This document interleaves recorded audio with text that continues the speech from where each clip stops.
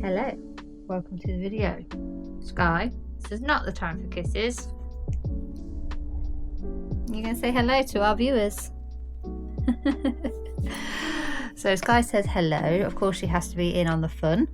So if you've clicked on this video, chances are you have a challenging horse and you're kind of getting a bit tired of navigating the constant setbacks. Really? Must we do this? Okay. So I have been in a similar position. I've been in this position for a number of years.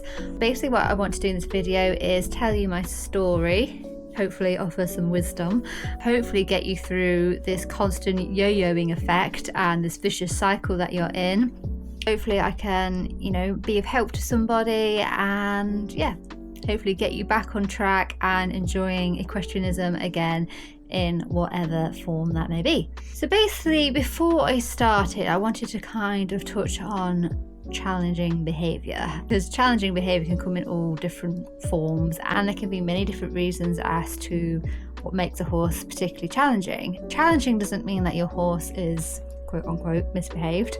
I personally feel like misbehaviour or naughty behaviour is something as humans put on the horse. I don't feel that horses actually have the concept of what is naughty. They don't know how to wind us up and etc. They don't do things on purpose. However, they are smart, sentient beings, and I think trying to coexist with horses can at times be challenging. There's obviously a lot of language barriers, shall we say. The horses don't speak. We're kind of having to interpret their behaviours best that we can based on the research and the knowledge that is out there.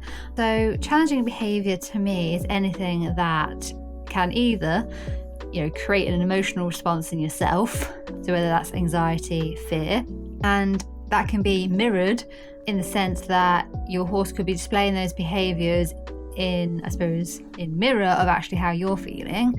Not only that, but horses can be anxious, fearful, aggressive for a number of environmental reasons, but also reasons that are affecting their own mental and physical well-being. Things like pain, discomfort, stressful environments, anything like that can obviously create a behavioural problem in our horses, and likewise that can then kind of affect as people who obviously coexist with our horses. So I think it's really important in this video to address that we have to get to the root cause of what's actually causing a horse to behave in a certain way. Some of the undesirable behaviours could either be on the ground or ridden or during groundwork exercises that you're kind of not that keen on and you feel like it's kind of a setback. Obviously there are physical limitations, i.e. the horses have an injury, so that's kind of the realm that I'm going to discuss today in this video, but a lot of kind of what I'm saying will, I suppose, translate into other behavioural issues that you may be facing with your own horse. So definitely stick with the video because hopefully it's going to kind of give you some good insight and tools that you can use to kind of get out of this rut. So let's start with my story, and a good way to kickstart this is through kind of explaining what my initial goals and expectations were for my horse back when I purchased him. So Nemo, who is my Welsh Section D, I had him when he was 16 months old and he is now 13 years old. So I've had a good few years, over a decade, in kind of trying to navigate his issues and kind of just feeling like I'm constantly defeated and in this battle all the time. So when I first got Nemo, I was only 18, I'm now 30.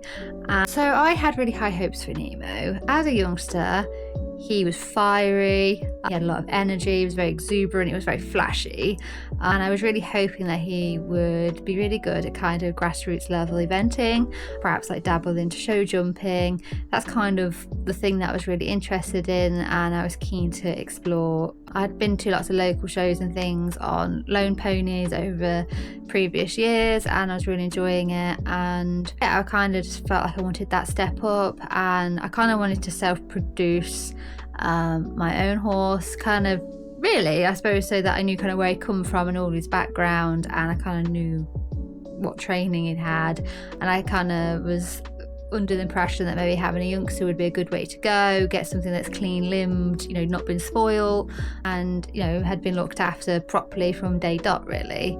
I thought I would have avoided a lot of issues had I kind of started from scratch with a youngster basically, but oh boy was I wrong. So I was a university student at the time that I got Nemo. I was in my first year at Nottingham-Trent University studying equine psychology and sports science. So I had all the knowledge to know that I needed to wait for him to mature. But he pretty much did groundwork up to the age of 5. I didn't think I actually sat on him till 5.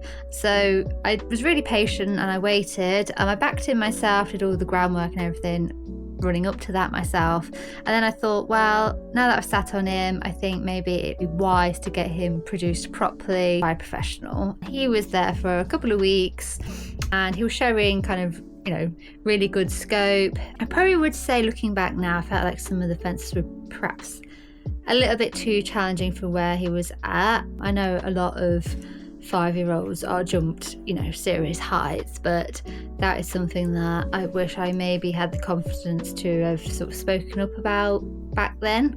But, you know, I was, you know, young, naive, and I just kind of trusted the professional that I sent him to. And I'm not sort of saying that this professional wasn't good, because they were, but I particularly remember him sending me a video of one of the jumps that Nemo was jumping, and I felt like the landing was just like really heavy, and it kind of made me wince a little bit. And not only that, but it was kind of, he was jumping higher than I would ever want to go. I personally wasn't really that bothered about jumping really high.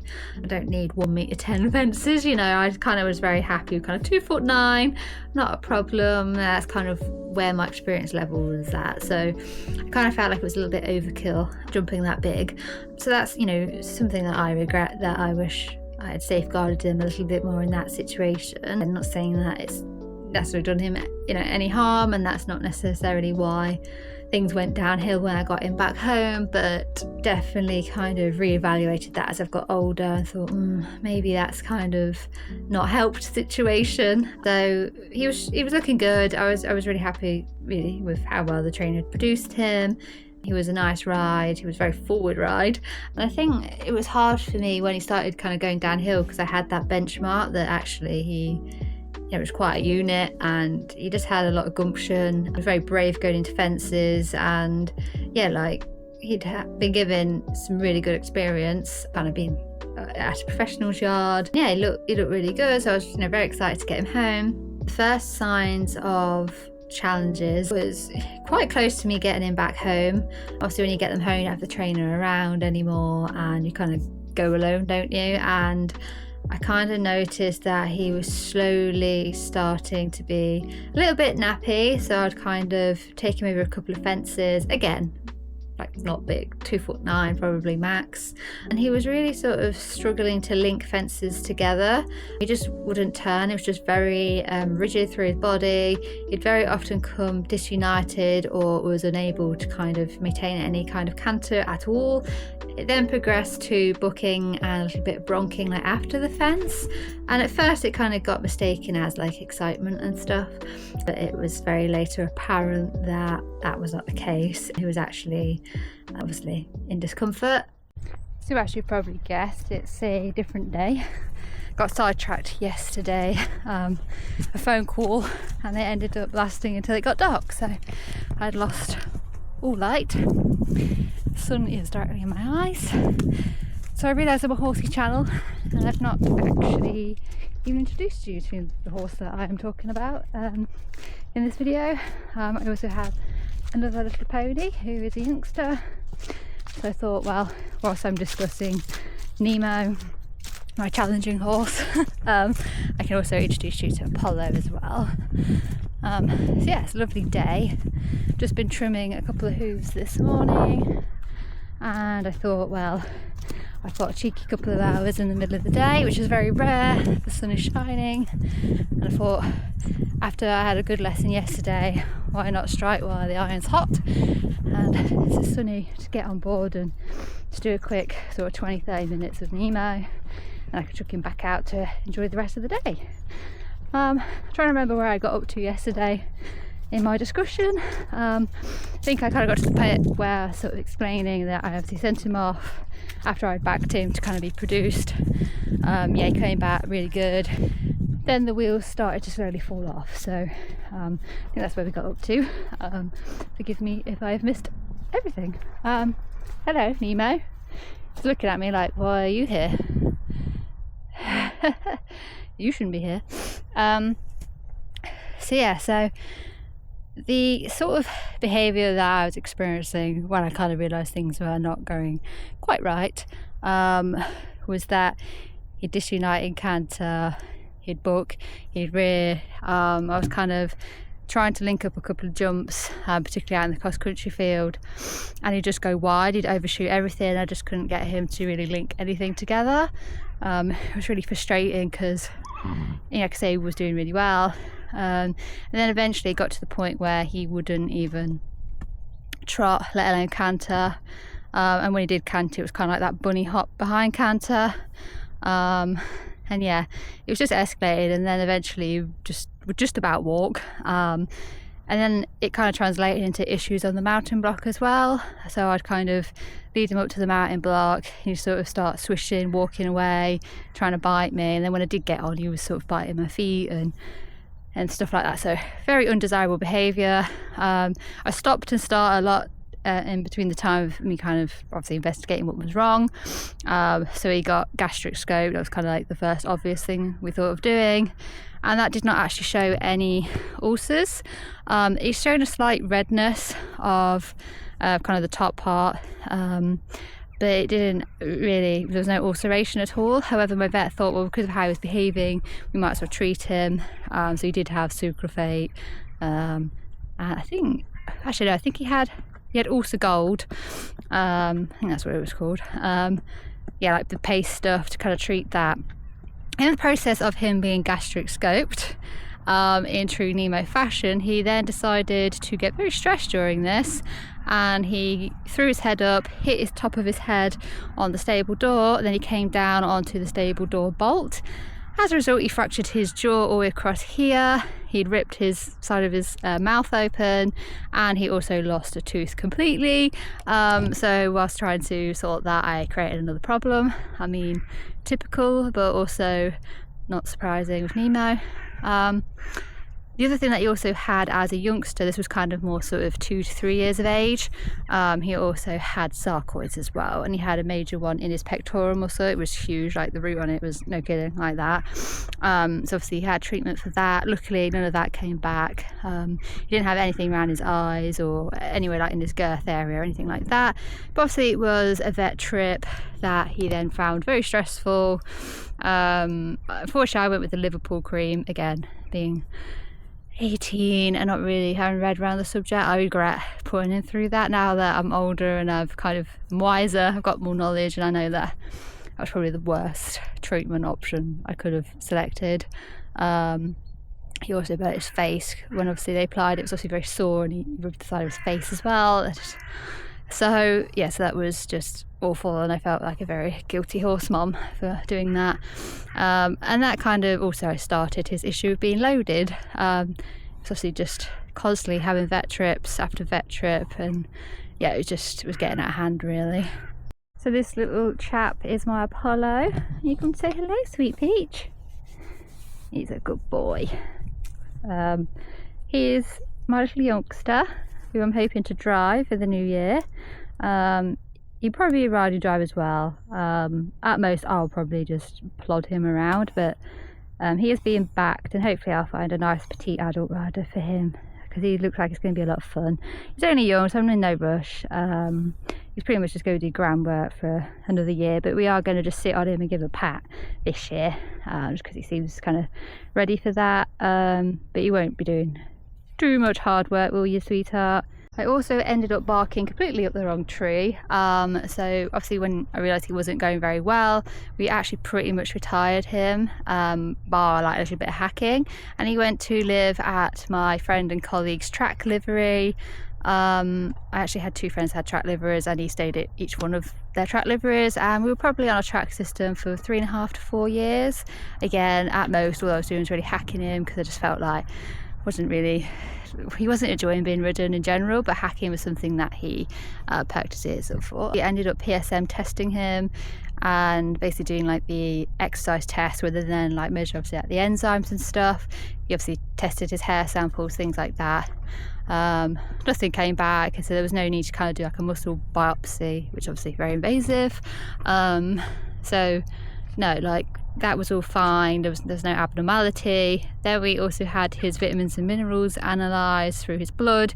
They found that he had no manganese trace at all, which was due to the fact that he was on a track system, and obviously we'd stripped back his diet so much that we were obviously missing the manganese, which is normally found in grass. So that was an interesting learning curve, and obviously I had to supplement a better quality balancer to make sure he was getting obviously everything that he needed, but the vet didn't feel like that was kind of causing the issue. I then sat on it for a bit because we had his back sort of x-rayed like years previous, again thinking that kissing spine was the main thing, and nothing came up, as like a 6-year-old. No, there was no sort of finding. But then I thought, we'd sort of changed location. I was travelling about an hour and a half to get to him from my house to get to these track systems. And I decided on a whim just to try the vets in that area to give him another lameness workup, because at this point he'd gone lame on the right hind and it was shifting his way, and it was just been a nightmare to trim and everything. So this was kind of around 2020. So obviously I was trimming and I was noticing a lot more kind of deviations in the pattern of his hoof wear and stuff like that. So we had another vet practice come out, and they said, right, you need to come here for a proper workup. So we did that, and we were there all day. He got ridden all day and basically just going through the nerve block process, being exercised on different surfaces, going on tight corners, flexion tests, you name it. Like, he had the whole works. All of his sort of, although like arthritis, like a mild amount of arthritis was shown on x-rays and stuff, in his coffin joint on his right fore and a little bit of side bone, he was otherwise pretty tidy. The vet was pretty happy, and again he did one shot of the back, and it, in the first instance, concluded that there was nothing there, but he said, I'm just going to take that shot again because he is kind of responding quite well to nerve blocks in the back. So they took the shot again, except they just took it slightly lower, and they actually found he had a bone spur, but rather than it being kind of the top part of his vertebrae, it was actually slightly lower down where you typically look, because he's quite what they say, a horse with he's quite a deep horse. He's got a lot of musculature. He's not kind of thin and gangly like a thoroughbred. They actually found it very hard to get a clear image of this bone spur, and that it could have been either he was obviously congenitally born with it because of where it was, it wasn't very clear on the x-ray, it could have just got missed the first time, or the fact that actually perhaps it was an old fracture that over time, because fractures don't always show up on x-ray straight away apparently, so whether or not obviously as he's aged it's opened up and basically it had ossified and created like a growth basically on the side of his vertebrae. So again, like, they nerve blocked the exact area, and he literally cantered for the vet straight away. The nurse basically rode him and full performance was restored. It was crazy. It was a little bit like stiff, but we also found that he had secondary muscle tension on the brachycephalicus, which is basically this the main neck muscle. He had a lot of issues there, and he was a bit cracky and stuff, but neck x-rays found that he didn't have arthritis in his neck or anything, so that was good news. And the sudden performance change, it was obvious that we needed to have that shaven, and he also had a ligament snip as well. So this is Nemo, my little troublemaker, aren't you? The horse that makes me cry so much but also makes me super happy. He's been through it, haven't you, sweetheart? Sweetie. So he's 13 years old now. Like I said, I've had him from 16 months old. Everything he knows is my fault. But he's been a great teacher to me, and I feel like everything he's taught me I'll be able to pass on to him, and hopefully do an even better job, hey? So I'm aware that I've got clients this afternoon, so I probably should get cracking and get him tied up, groomed, and we'll start So, on the assumption that this is actually recording, because it's very hard to gauge it. There's been a lot of stop-starting.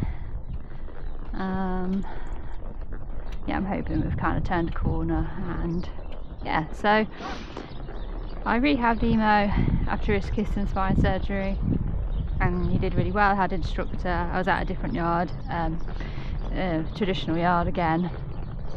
He was out 24/7, but we had a school and everything, and I had an instructor up there, and he was doing really well.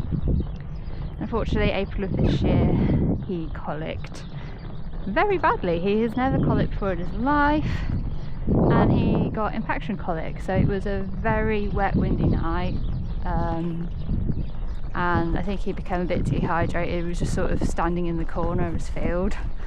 He didn't show the typical colic symptoms. He kind of just wouldn't walk forwards, was the main one, and then eventually kind of became apparent that he did start looking at his flanks, and he had a very hot temperature. But other than that, he was his usual cantankerous self, wasn't he? So much so he had to be sedated to get in the horse box. So yeah, so sedated, then got him on the box, got him to the vet, and then they said, yep, he is royally impacted. But fortunately for him, let's check this is still recording as I'm bumbling away. Yeah, but fortunately for me, it required surgery, but it didn't require the removal of anything else, so that's really good. But I did say if you got him on the table and there's any different, then let me know. I was kind of only really agreeing to surgery on the basis that he was just having impaction removed, and that was it. If anything else had to be removed, i.e. part of his intestine or anything, then, you know, I probably would have had to make the call, unfortunately. Thankfully it didn't come to that, and then obviously rehabbed him again. So at this point I am emotionally in despair, and between all of this happening, kiss and spine surgery, colic surgery, my ex-race horse, who I just spent thousands on rehabbing, and like he was just got him back from the trainers, he unfortunately was a windsucker, was prone to colic, and unfortunately he had to be put to sleep. So I had a lot of kind of things hit me all at once with regards to horse ownership, and with Nemo obviously it was just years of just sadness, really, like just being really frustrated that I couldn't get him right. Oh, I know, it's very noisy in the farm today, darling. Yeah, a bit on edge. It's alright. As you can tell, he's quite a nervous horse. I mean, he's a good boy, don't get me wrong. Like, he's also the sort of horse that I could literally not ride for 3 years and get straight on. Like, he's not, you know, nasty in that way. But he is an anxious type. He's a worrier. He looks at everything. The Welsh East snort is very much what he's like. If you have a Welshie, you probably know that they can be quite, I suppose, willed, very strong-willed. But I really like this horse, you know, I love him to pieces, and this is why I've stuck with him. And I'm also kind of the thing that if you don't come back into riding, then you know what, you'll have a nice retirement and I'll love you until the end, mate. So that's pretty much what I like of all my horses, to be honest with you. Alright, shall we see what you got in the tank today? Be nice, because I've got clients to trim this afternoon. But yeah, so he's dead to the leg, as you can see. Trot's not his thing. Good lad. So what I am working on, just kind of, not in washing line reins, but just kind of not really letting him go forward, trying not to block him. I can have this tendency to stiffen up. So my instructor says you block him, you're telling him to go, you're telling him to stop at the same time. I probably find most of these issues are my fault. So yeah, I'm trying not to worry too much about like where his head's at and stuff, or like forcing a frame. I just want forward. That's literally it. If I get forward, I'm happy. And actually, in my lesson yesterday, see how he just sort of, he doesn't like trot, he really don't like trot. Good boy. Not ideal where these poles are, mate, I know, but I didn't want to ruin Tiff's little layout. Good lad. Yeah, yesterday seems to be kind of got the canter a little bit, sparkled up a little bit, didn't you? So yes, again, I'm not at the minute, we are doing these in lessons trying to get a bit of a better frame, but like I said, I'm just letting him travel, trying to keep my leg off because I didn't realise I was kind of flapping quite a bit when I was riding him. She says you're doing too much, so it's just kind of like passive, literally like lifting my legs out like this and trying to get out that habit, so that when I put my leg on, the button is actually doing something rather than it constantly being on. You know, when you've not ridden, you know, consistently for years, all this stuff goes out the window, doesn't it? So I think finding a good instructor has been really beneficial to me, getting back in the saddle. Actually just showed signs of really working nicely. Actually, even carrying me is actually going away with me a little bit today, which is, it's just a different sensation. Again, trying to keep my hands nice and low, just getting into work, just do a couple of changes. Again, not riding him long, just want forward, does the job, you go back in. Good lad. This is actually very good. Oh yeah, you just get very flat. So it's almost like you do too much of this boring trot. Yeah, and just almost keep asking him questions. Just say good lad. I thought you had me out as a liar today, Nemo. It's me like you're not very forward. Good boy. Okay. So yeah, so yeah, we don't go around looking fancy. I'll show you in the mirror. We're not fancy, look, very loose. But going forward, he loses it a bit here. Always loses it on this straight. So, oh, I'm turning you to the jump, sorry mate. And I actually purposely put him over poles at a weird angle. I just want him to think about what I'm actually asking. Good lad. Again, we will get this counter going for. I don't want to wait too long of this sort of stuff. He just loses like interest. Canter? No? Okay. Alright. Let's do your easy rein first, I think. This sort of see just goes flat. I think I'm going to start easy. Just so his left reins is the rein he's really struggling with at the moment. So let's see if there's a bit of momentum. Good lad. Oh, going to good start, okay. That's it. Go on then. Enjoy it. Just give him the head. Because I'm very bad at giving him his head. Oh, a bit before I asked, but okay. Okay, trot, trot. Okay. So he actually wants to do that. And you go back to trot, he's like, ugh. Come on. Come on. Trot's very hard for you, isn't it?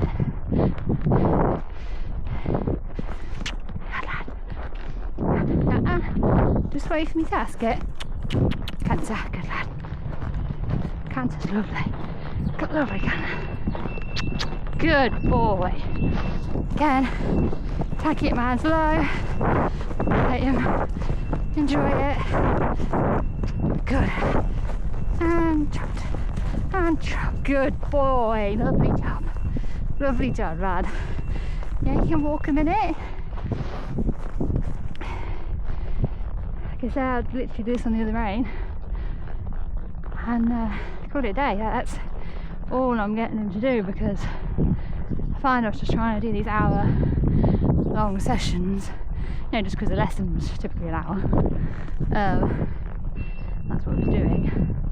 Thinking, oh, well, I suppose I better do an hour, because if you're not doing an hour, then is it worth it? But he's been much better just doing nice short sessions, not asking too much of him. There we go, that's better gears, good lad. Just not worried about really driving into the corners. I'm literally just working on gears, that is it. Just forward, forward, forward. It's literally the task. So if you find a challenging horse, you are just trying to break down things into one little thing. I think what I used to always do is try to... Do you want a canter? That's okay, that's okay. I was trying to do too much at once, you know. I had my last instructor was, can't do your hands here, do that, you know, I was overriding him. And actually, he sort of sort out one problem at a time. And without forward, it's very hard to do much else. Alright, hey. Good. It's okay, you know, you're trying. I know you're trying. Let's come round here then. I can see you trying. If I was left right so hard, again, all this tightness, these beeps and everything going on in the farm today. Hey, want you controlled, Nemo? And a lot of noise. That's okay. So he looks out and good boy. That's it. Good lad. Try again. That's okay. So yeah, you sort of see it's a sort of thing we have. He finds left right really difficult. That left shoulder. Just give him a bit of jerk, don't it, sweetheart? Just trying to be patient with him and just try again. Okay, hang on, let me count you in properly. Okay, canter. Go on, lad, go on. Okay. I don't think the trot quality's good enough, Nemi. Let's get that a bit better, then I'll click you out. That's it, just relax your head. Just going to lift this hand up a bit. Okay. Chop. Better, good. Alright, good lad. That's okay. Okay. You gotta keep trotting though, darling. Come on. Good lad. Okay, let's try this top corner. Good. That's it. Okay, just try to let him figure it out. That's it. Much better. Try. Again, he wants to lean on his shoulder. Maybe we'll get it down here now. Chop. Canter. You're a bit distracted. Bring it again. You pick it up here, maybe. That's it. Canter. That's it. Good lad. Just going to try and go on. That's it. Just going to let you off your head. Good. It's coming though. He's getting more steps now. Chop. I think that's good, mate. I'm happy with that. Walk on. That's it. Good lad. Well done. Hi guys, so it's yet another day. It's literally took me about 3 days to sort this video out, and it's dark again, and I've decided, you know what, it doesn't really matter. I'm literally just got home. This is just real life situation here. I got my notes here so I could kind of remember what it was I was going to say and what I wanted to film. And also it looks like my battery is getting low on my camera, so I better make this quick.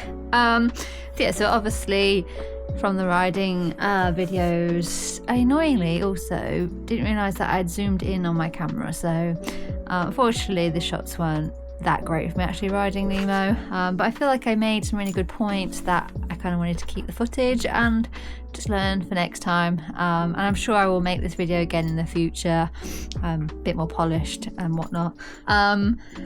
So I basically just wanted to go over kind of the lessons I learned whilst having this roller coaster of emotions, dealing with a horse that isn't kind of that straightforward.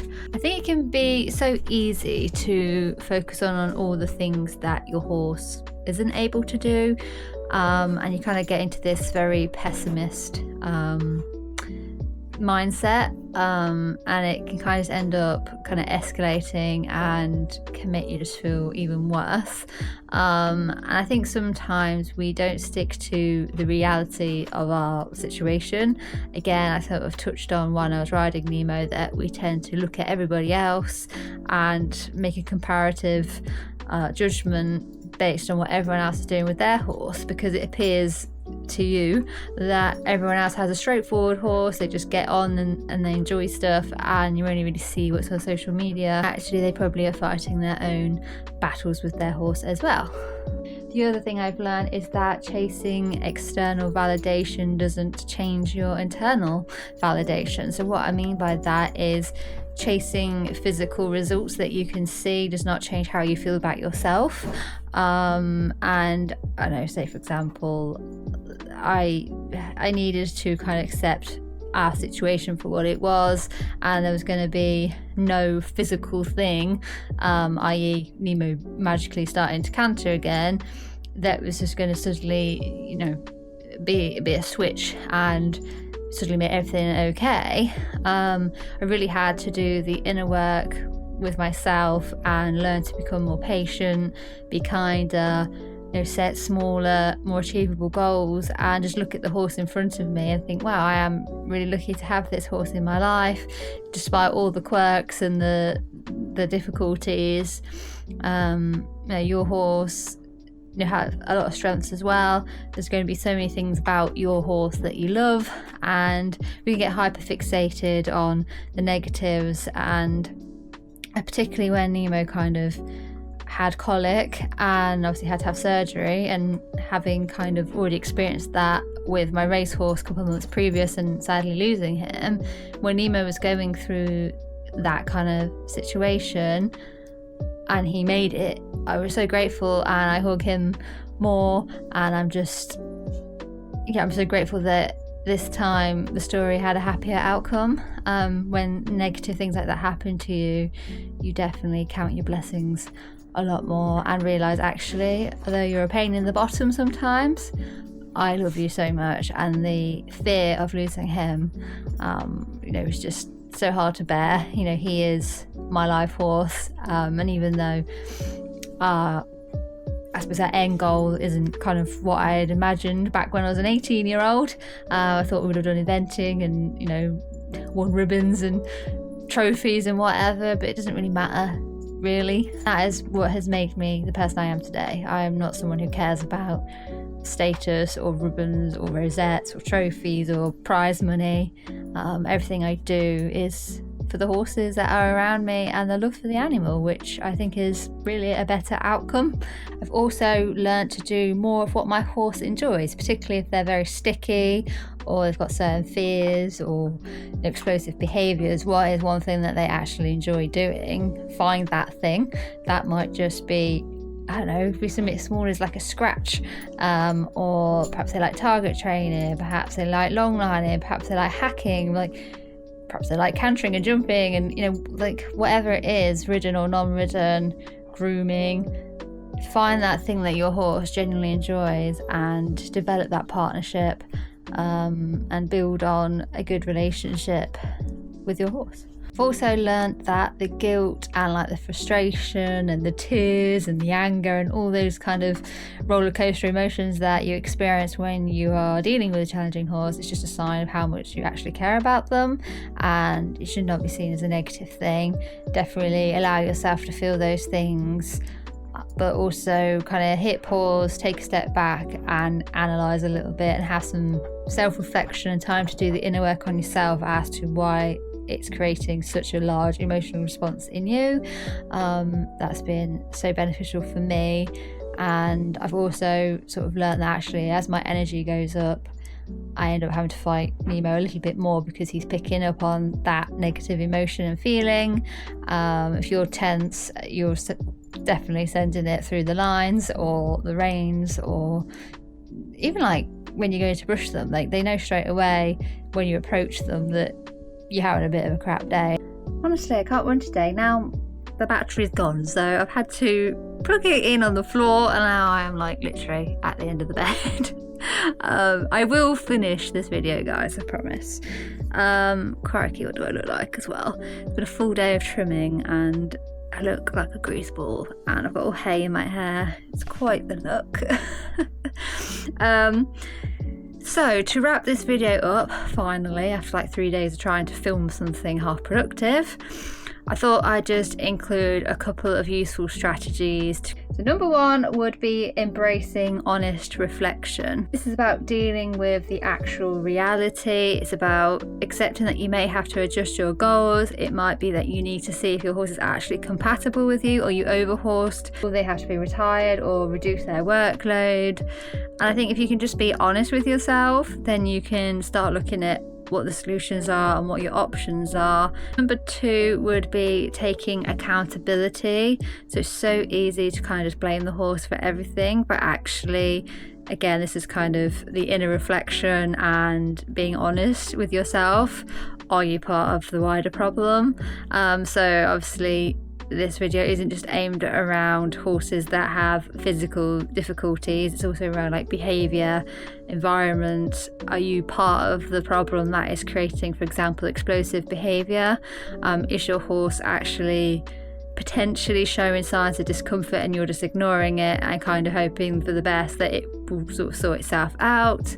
You know, you need to take the responsibility as your horse's guardian to make sure that they're as happy as they can be, and if they're not kind of got all their needs met, then how can you expect them to perform? The other part of taking accountability is by checking in with your mental health, and there's nothing wrong with stepping back for a bit and having a break, because it is absolutely exhausting when you've been fighting something for so long. It does get the better of you, and certainly that's what I did. After I'd rehabbed Nemo already, he had colic. I rehabbed him like enough, and then when he kind of was back to being okay, I actually did take about 6 to 8 weeks off, and I actually hired help to basically deal with my horses, so I could just be a little bit horse free for a couple of weeks, just because I was absolutely exhausted.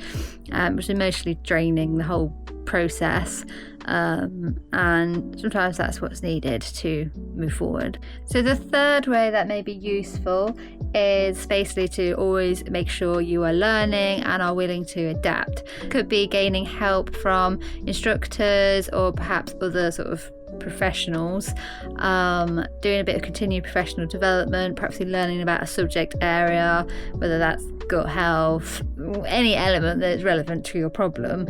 You can definitely research a lot more around the subject and, you know, find professionals in your area that are actually equipped to deal with the issue, and just basically have an open mind and learn as much as possible to basically help solve your issue. So that's about it for this video, but I just wanted to end this video with a take-home message that one good experience eliminates 1,000 bad experiences. That's definitely something I have found through this horrendous journey. It's been a long journey for sure. I had a really good lesson on Nemo, which is kind of what sparked the whole of this video idea off, and just to kind of get that canter again after colic surgery, it was kind of like, it was just magical, and it did bring tears to my eyes, and it just felt lovely to kind of be like, oh, okay, he looks really smart going around, and it's kind of made all this worth it. And I've had a few rides on him now, and I've actually had a smile on my face when I've gotten off, and yeah, it's just amazing how good that feels to have got somewhere. And sure, it might go backwards again, but I think I just need to cherish the moment that I'm in now and just be more present and only think about the here and now and not worry so much about what may or may not happen in the future, because if we can get our heads wrapped around that far too much, and just not really enjoy our horses for what and who they are. So this has probably been a terrible video. It definitely has been awful in terms of production quality, but you know, I've definitely learned a lot more about my filming, because obviously I've done a lot of like just talking head shots in previous videos. I just wanted to basically do a different style, and because I made quite I think a few good points. I didn't really want to just delete everything and start again. I'm not really striving for perfectionism at the minute. I'm just kind of trying to build the habit of creating videos. So yeah, I'm sure like production quality and how I appear on camera, because I actually look quite dishevelled at the moment. But equally, I kind of want to show authenticity and transparency, that, you know, I'm not this kind of polished up influencer. I am literally just a normal person that has horses, and I work in the industry, and my house is never tidy, and